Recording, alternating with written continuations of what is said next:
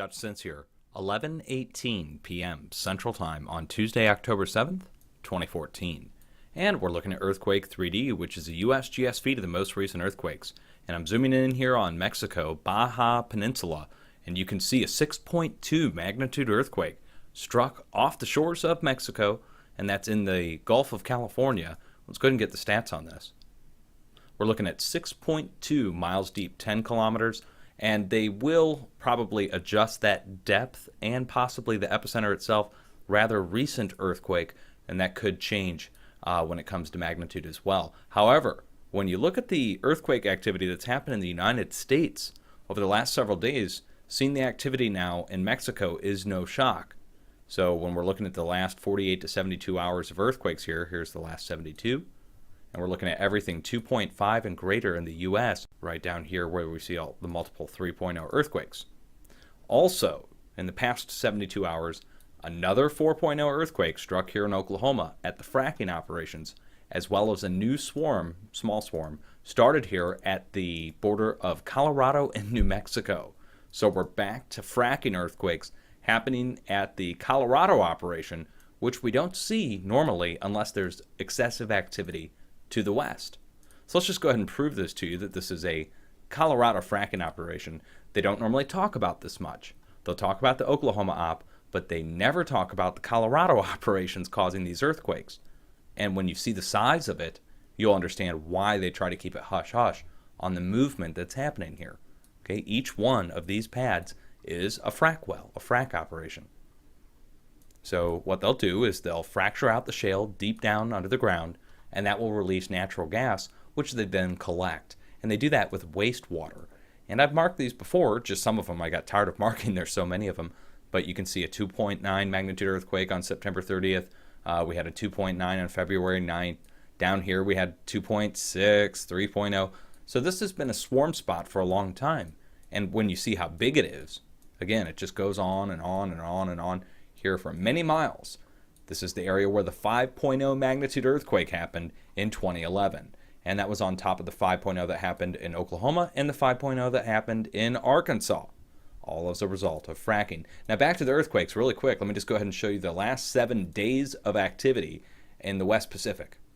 This is 4.0 and greater internationally, and it's just been a really phenomenal week in the West Pacific. We're talking about multiple volcanic eruptions happening in the West Pacific, as well as a series of larger earthquakes.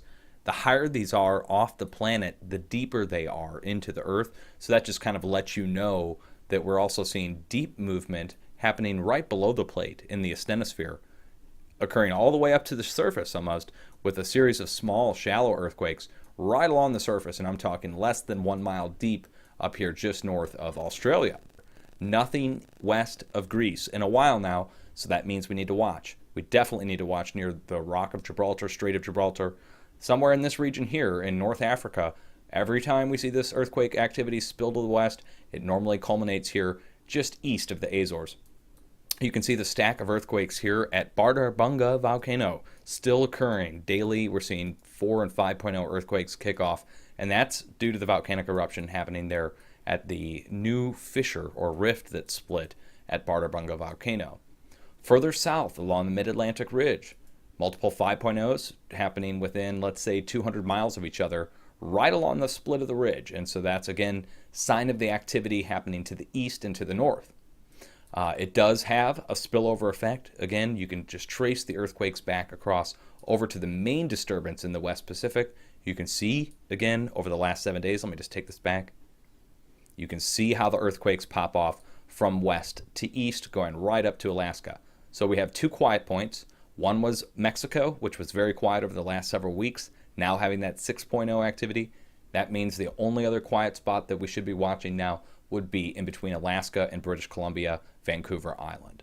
Okay, so a lot of movement to watch. And if we just look at the 4.0 and greater activity over the last 7 days, you can see that even the United States is not immune to this movement. We're starting to see multiple larger earthquakes kick off. 4.3 and right at the border of Kansas and Oklahoma, 4.0 in Oklahoma, 3.9, 3.9, 3.9 right up the west coast, and then now the 6.2 down here to the south. Always have an earthquake plan and ready, and be prepared just in case. You never know when you're going to have to use it. You may never have to. Let's hope you don't. But in earthquake-prone areas, definitely now is the time to be prepared. Not trying to bang that gong too hard. However, it is a good idea to dust those things off because of the amount of movement happening in the rest of the world. When you see this kind of activity happening to the west, you know something's coming to the east. The 6.2 is just a symptom of the greater problem. The greater problem, of course, is the West Pacific movement. Much love, guys.